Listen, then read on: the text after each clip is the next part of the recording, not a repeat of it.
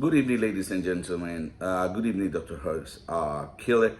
I want to introduce my position statement topic, which is going to be burnout and retention. But before I continue talking about that, I would love to give you some hints of what is taking place currently in early childhood. So, part of my research identified different aspects as needed areas to be addressed at this time so that we can include as position statements, for different individuals, because our needs of the early education department. For example, starting with the pandemic plunge. Due to this pandemic, we know that children stay in the house created the lack of family engagement in the school, provided a lot of different challenges to teachers, virtual, face to face, hybrid, so on and so forth. And the main problem of the pandemic launch was that the school performance was suffering because the students were not getting the quality instructions that they deserve.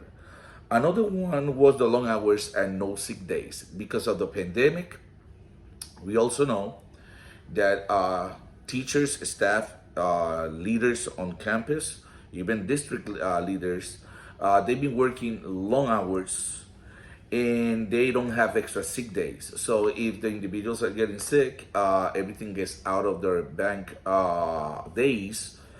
It's not being replenished. So they have been very drastically impacted in that area again.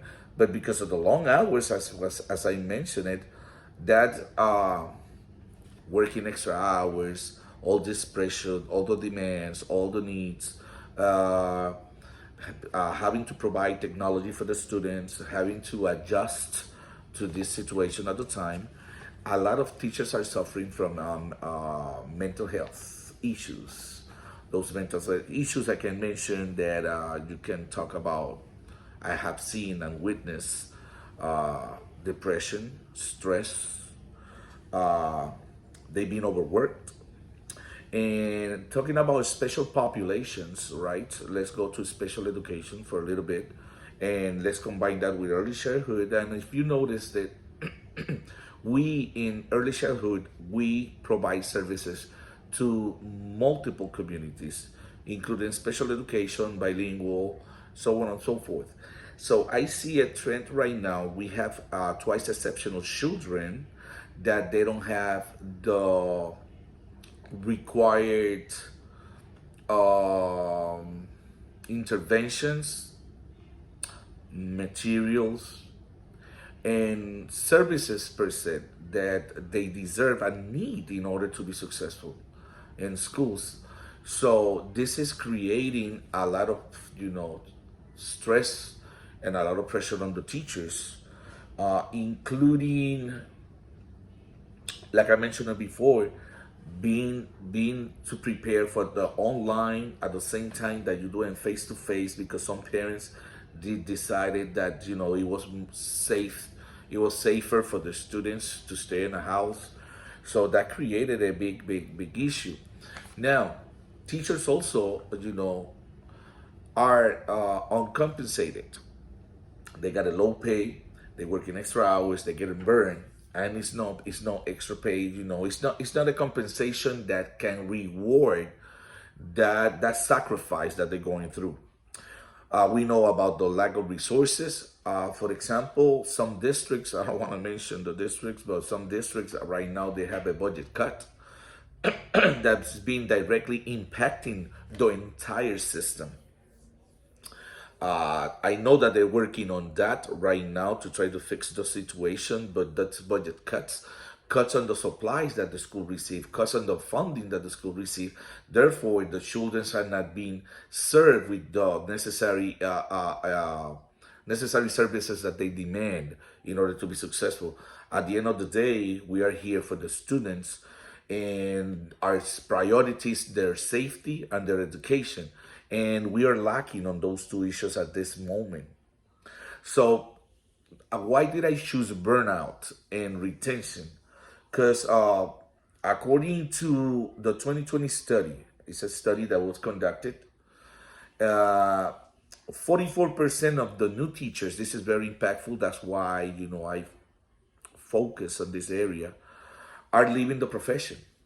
44 of the new teachers coming out of college are leaving the profession, meaning that the undergraduate programs are not providing in their courses the tools and the necessary guidance for them to be successful when they come to the real scenario, which is live teaching at the schools. So we losing a many teachers. So as we know, that has a direct impact in self-efficacy of the individuals. So they don't feel confident, they'll feel overworked. They see that they are not compensated adequately to what they're performing, and they choosing to leave the profession, unfortunately. So that has to do with the job satisfaction. The satisfaction right now for many people who I talked, because I conducted some interviews for this document, for the paper that we're doing, this assignment, and they feel the same way. They not feel, very happy with what is taking place at the moment. They've been very adaptable, but they've been very flexible.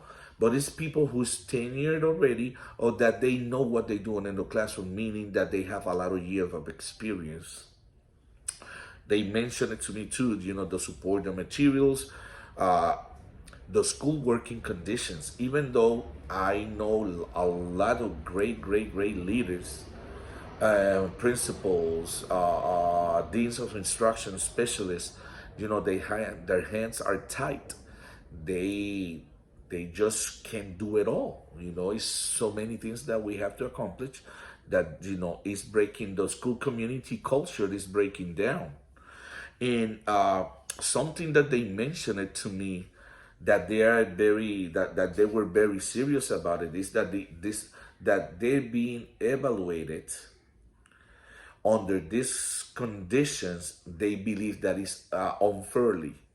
So they believe that what they doing based on what they receiving as an evaluation is not fair.